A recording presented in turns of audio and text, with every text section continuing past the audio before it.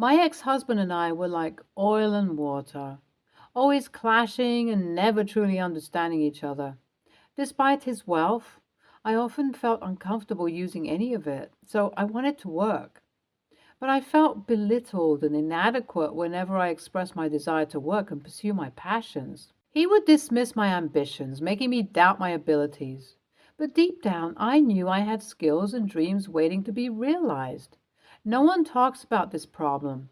Some people want the wife to just stay back home and take care of the house and kids, but when she spends any money, she's being told of the value of it, etc. Like, either let me work so that I can pay for my own indulgences, or don't make me feel degraded when I use yours.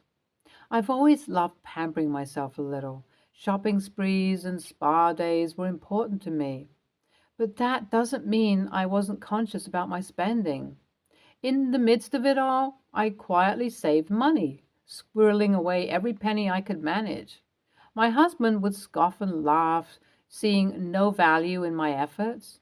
But I knew the importance of financial independence, and I was determined to build a secure future for my son.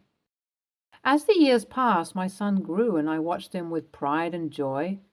He was my motivation, my reason for working tirelessly and saving diligently. While my ex-husband insisted on shouldering all expenses, it was not out of chivalry or generosity, but rather as a means of asserting control over me. But then a turning point arrived. Amidst our mounting conflicts and irreconcilable differences, my ex-husband and I eventually reached a breaking point.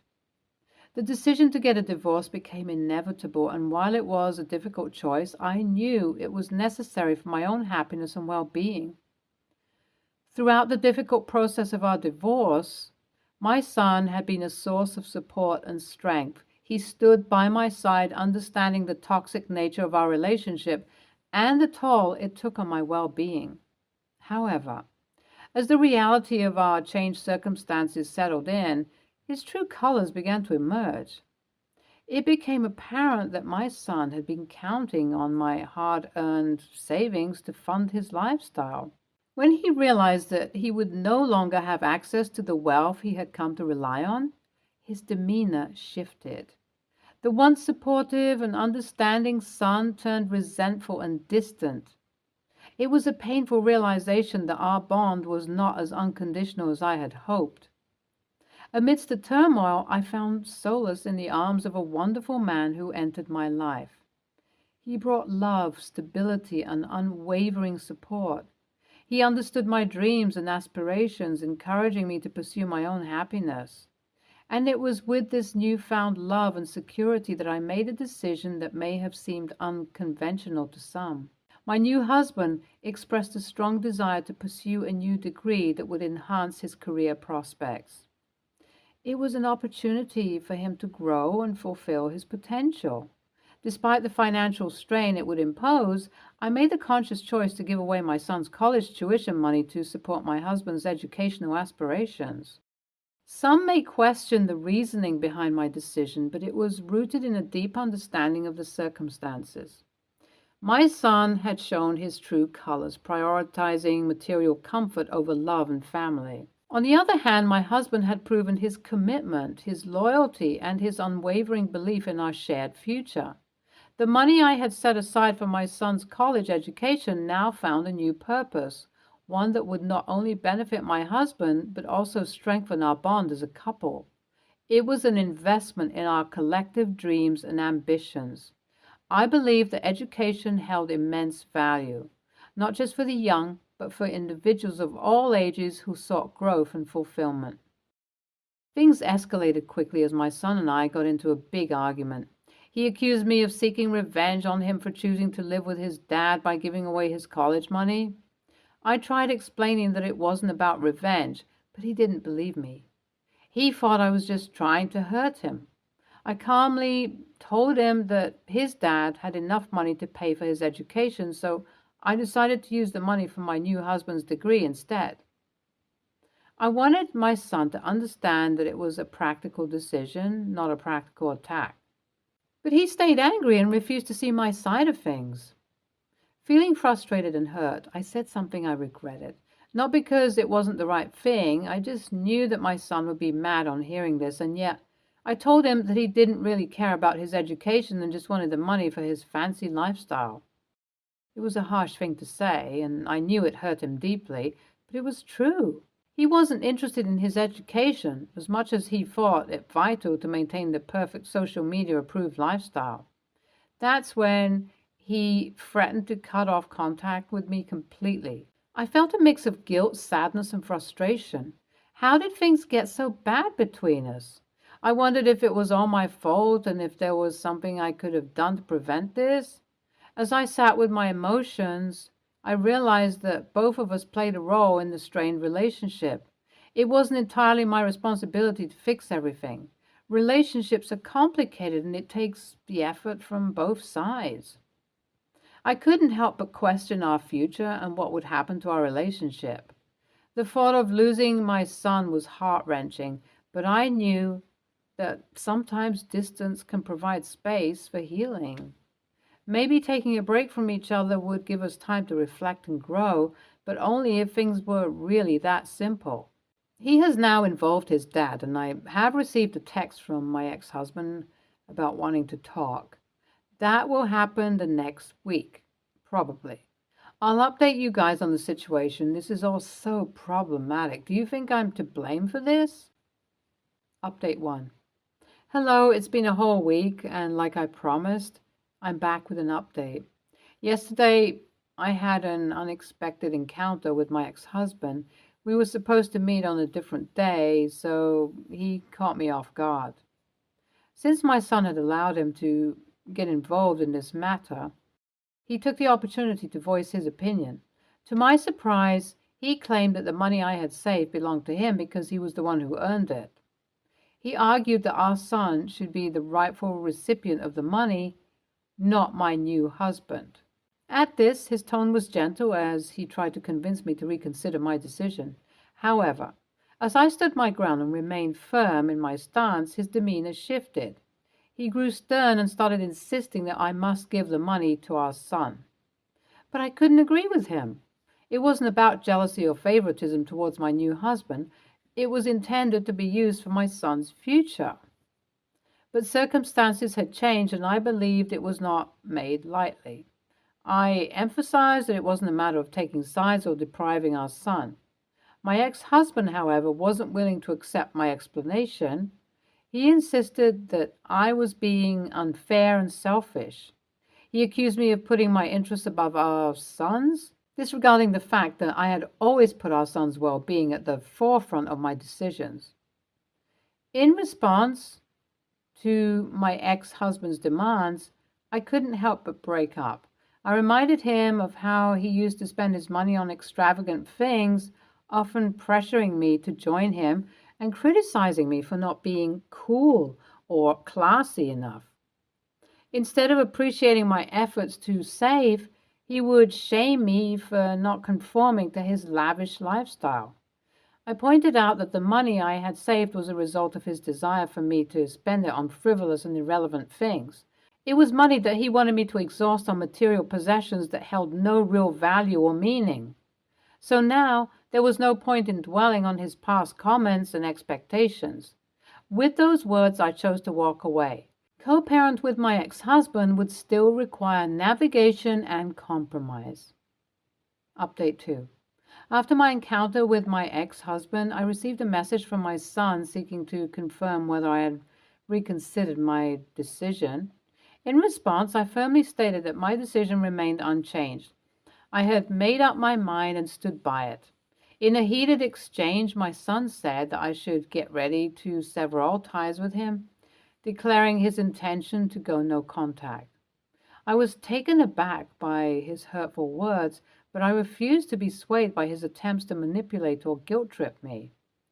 With a newfound sense of strength, I responded he was free to make his own choices and take whatever actions he deemed necessary. However, I made it clear that such tactics would not sway me or change my stance. It was a moment of empowerment as I refused to be held hostage by emotional blackmail. In asserting my boundaries, I convey to my son that I deserved respect and autonomy in my decisions.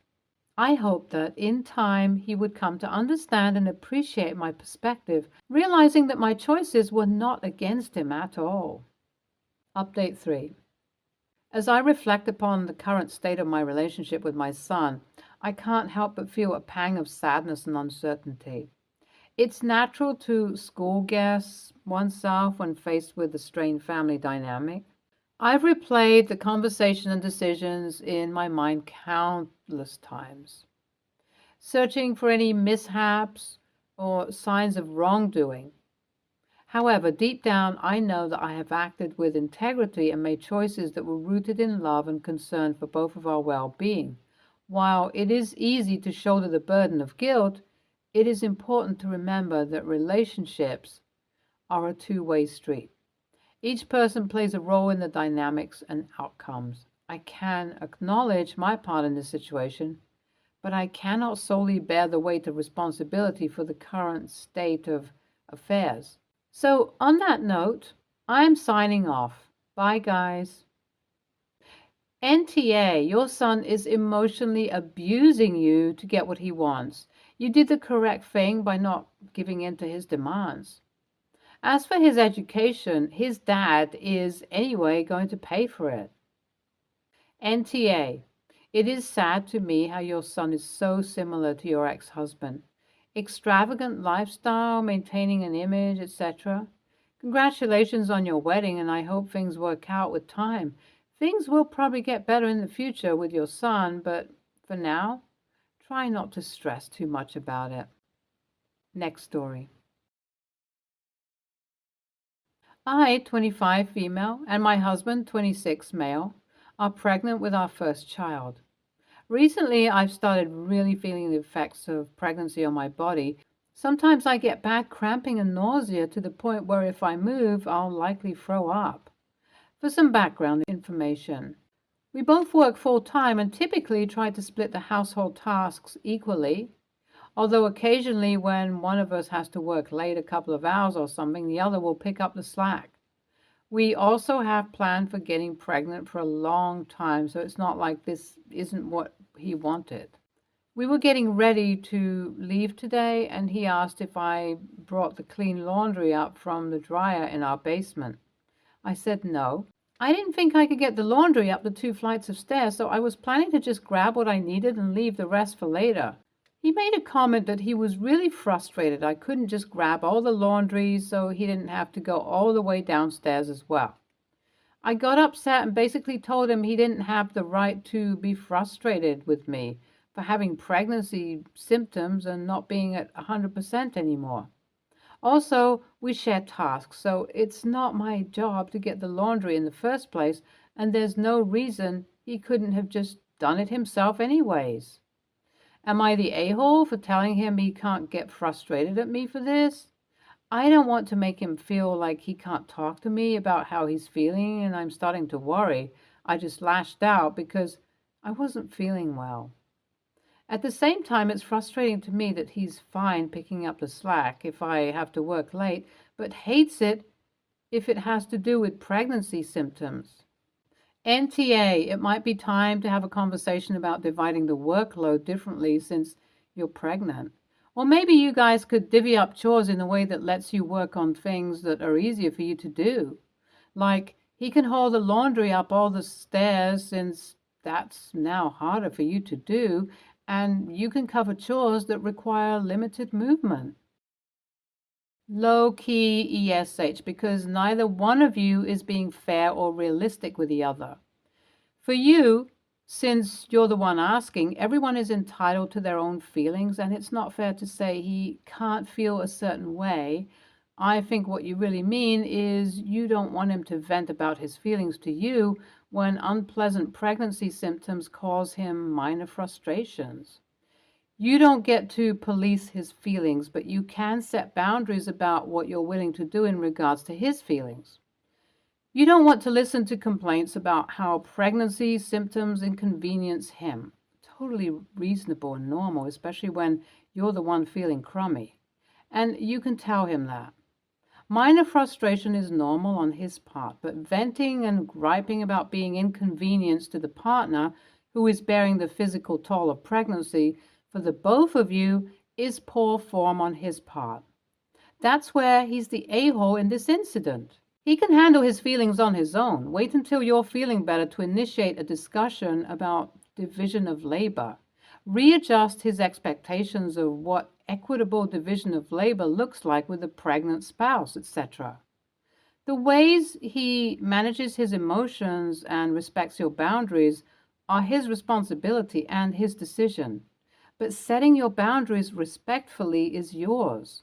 This is a really good time to work on respectful and healthy communication skills as a couple. The years when kids are under 4 to 5 years old are typically the most stressful for couples, and your communication skills will be tested. Good luck and congratulations on your pregnancy. Next story. I'm 26, female. My sister, 29, female, has a son, Eric. He's 8 years old. I don't visit a lot. We live away, but I see them, and most of my family, at birthdays and holidays. When I visit, I usually buy Eric a toy or some candy, as he's my only nephew. To be honest, I like to spoil him, and maybe I am a little bit to blame for what happened too. It was Eric's birthday this week. I visited them and I brought him a nice car toy. The car was quite big and had lights and stuff. When I got to the party, I wished him a happy birthday and handed him the gift. He opened and he loved it. He said, "So far, this is the best one," which at the time I thought he was just excited, but with what happened later, I kind of get the idea it was more maliciously intended. Like an hour or so after the party started, when everyone had already arrived, Eric made an announcement to the table in which the adults were sitting. He said that I have won and that I was now the person who he loved the most because my gift was the one he liked the most. I thought it was sweet that he liked it. Then he told my mom that her gift sucked. She brought him a board game, so he didn't love her anymore. He also told one of his friends that next year he won't be invited because his gift was poor. He gifted him a set of dinosaur figures.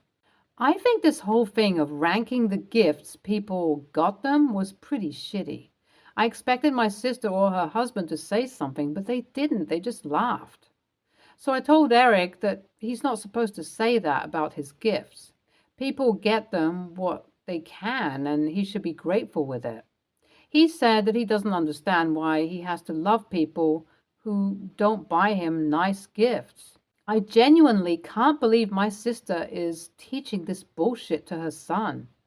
His dad told him, yeah, they should give you all the best. So I then again told him that a person's worth is not about how expensive or big the gift they got him was, and that if he thought that way, then I will not be continuing buying him gifts. Eric started to cry. My sister told me off because I made him cry, but most of my family and some of her in-laws were on my side and told them it was bad to teach their kids such a thing. Our mom was quite affected and I wanted to leave too, so we left after that. My sister texted me later to call me an a-hole for leaving before the candles were blown and for telling her child he won't get any more gifts from me. She said I shouldn't make empty threats to a child. I said that it's not empty and it's not a threat. It's a promise until they teach their kids some manners. Am I wrong for discussing this when my nephew was present? Am I being unreasonable to him since he's young? And would I be wrong in the future if I keep my promise and do not buy him a gift the next time we see each other? NTA. What he did was incredibly rude and hurtful, especially when he said one of his friends wouldn't be invited again. I don't care if he is 8. The other kid was probably around the same age. I'm glad you're not enabling him. It's great if you buy people gifts. I'm a gift giver. But it's one way of showing love, and it's not a reason to be rude if the giver put effort into it. NTA, in this case, you didn't overstep. His parents clearly aren't teaching him any morals or manners. In fact, quite the opposite. They're raising him to be a monster. Keep your promise. If your nephew approaches you about it, talk with him calmly and explain why. It is possible you can be an influence for good in his life. If he changes his attitude, then resume buying him gifts. NTA, your nephew will remember your advice and hopefully be grateful in the future.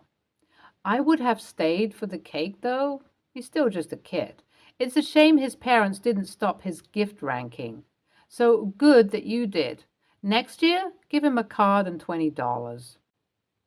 Stay tuned for more stories from our girl relationships.